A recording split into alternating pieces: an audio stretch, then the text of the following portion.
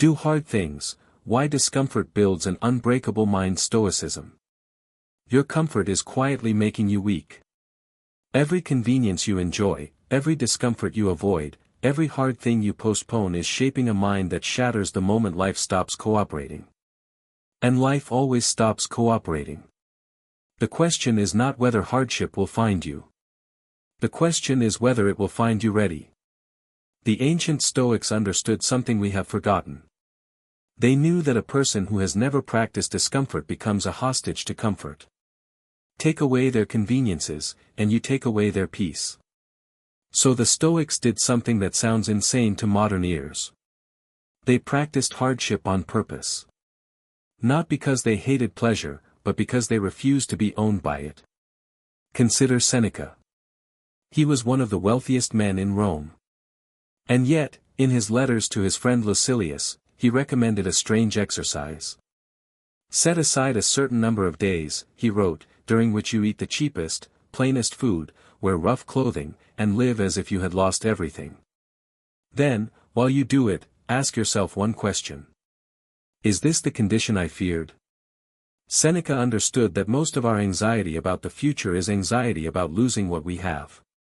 And the fastest way to disarm that fear is to visit poverty voluntarily, on your own terms, and discover that you can survive it.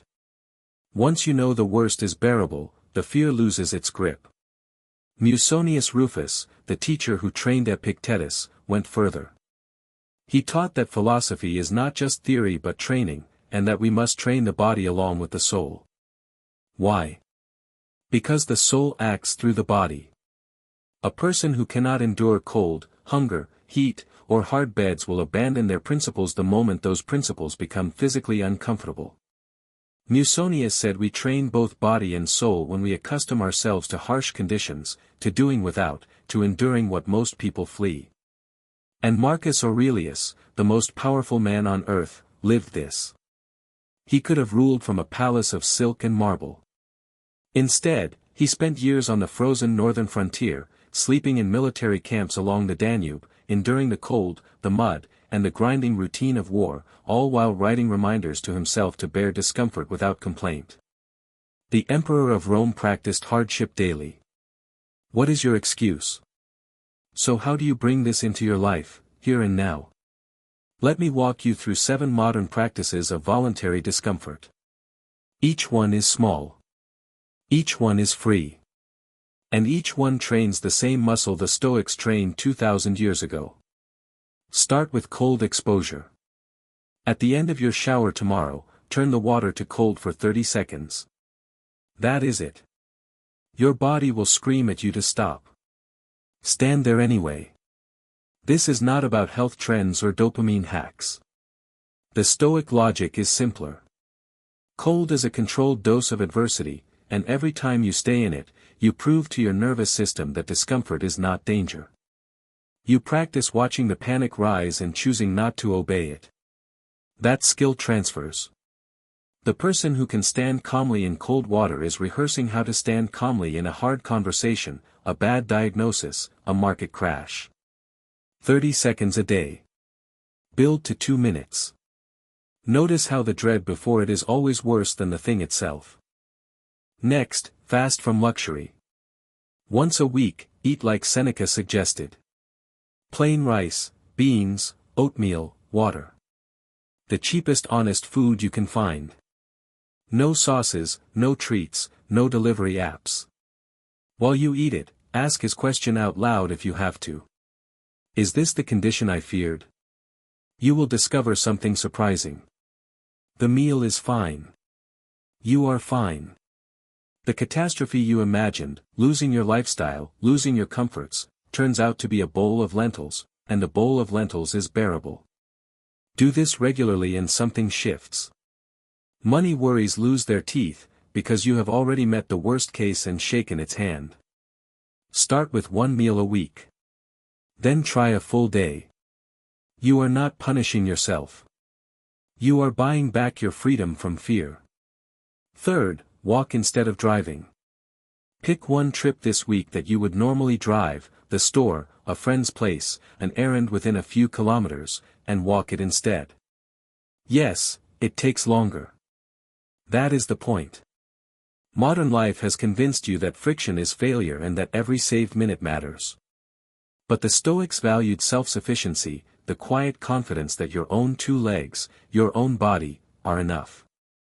Walking in heat, in cold, in light rain, teaches your body that it is more capable than the couch has led you to believe. And there is a bonus the Stoics knew well. Walking gives you unstructured time to think, to examine your judgments, to actually be with your own mind. Start with one walk a week. Leave the headphones at home for at least part of it. Fourth, practice digital fasting. Choose one evening this week and put your phone in a drawer from dinner until morning. No scrolling, no checking. Watch what happens in your mind. The twitchy reaching. The invented urgency. That restlessness is showing you exactly how deep the dependency runs. Epictetus taught that we are disturbed not by events but by our judgments about them, and nothing manufactures cheap judgments faster than a feed engineered to provoke you. The phone is not evil, but if you cannot put it down, you do not own it. It owns you. And the Stoics had one test for everything.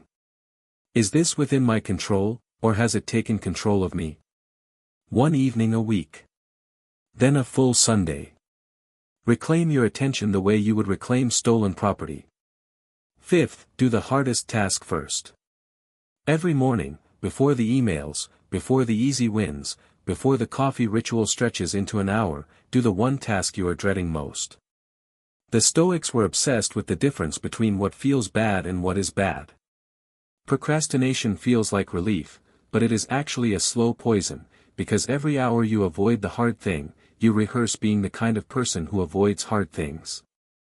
Marcus Aurelius wrote himself morning reminders that he was made for work, like a bee is made for the hive, not for hiding under warm blankets. Flip your default. Eat the frog at dawn. Start small if you must. Just begin the dreaded task for 10 minutes. Momentum is a Stoic ally, and the dread almost never survives contact with action. Sixth, sleep simple. One night a week, skip the pillow fortress. Sleep on a firm surface, or on the floor with a single blanket, or camp in your backyard. It sounds trivial. It is not. The ancients considered a soft bed one of the most seductive traps, because it trains you nightly to require perfection before you can rest. Musonius praised hard training precisely because it makes everything after it feel abundant. Sleep one night on the floor and your ordinary mattress becomes a luxury again. Gratitude that was invisible becomes visible. You also learn a deeper lesson. Your rest depends less on the surface beneath you and more on the mind above it. Start with one night a month if a week feels extreme. You will wake up a little stiff and a lot freer. Seventh, seek silence. Once a month, give yourself a few hours of deliberate quiet. No music, no podcasts, no conversation, no input at all. Walk in nature, sit in a room, and let the noise settle. For most people this is the hardest practice on the list, harder than cold water, because in silence you finally meet your own thoughts without anesthesia. The Stoics practiced constant self-examination. Seneca reviewed his day every night, asking what he did badly, what he did well, what he left undone. That kind of honest audit is impossible in a life of wall-to-wall noise. Silence is where you hear which of your judgments are actually yours and which were installed by the crowd. Start with 30 minutes. Build toward a half day. The discomfort you feel in silence is a map of everything you have been avoiding. Now, one warning, and it matters. The moment voluntary discomfort becomes a performance, it stops being philosophy and becomes vanity. If you take ice baths so you can post about ice baths, you have missed the point. Seneca specifically warned against making a show of austerity, against rough clothes worn for an audience. The Stoics practiced hardship privately, quietly, as training, not theater. The goal was never to look tough. The goal was to need less, fear less, and stand steady when life turns violent. If your discomfort practice is feeding your ego, it is not making you stronger. It is just building a fancier cage. So here is the truth you already suspect. Nobody is coming to make your life harder in the right ways. Comfort will keep whispering that tomorrow is the day to start, that the cold water can wait. And every day you listen, the fragile version of you gets a little more permanent. Choose one practice from this list. Just one. Do it tomorrow morning.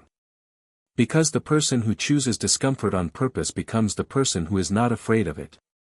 And a person who is not afraid of discomfort is very, very hard to break. Do hard things. Not someday.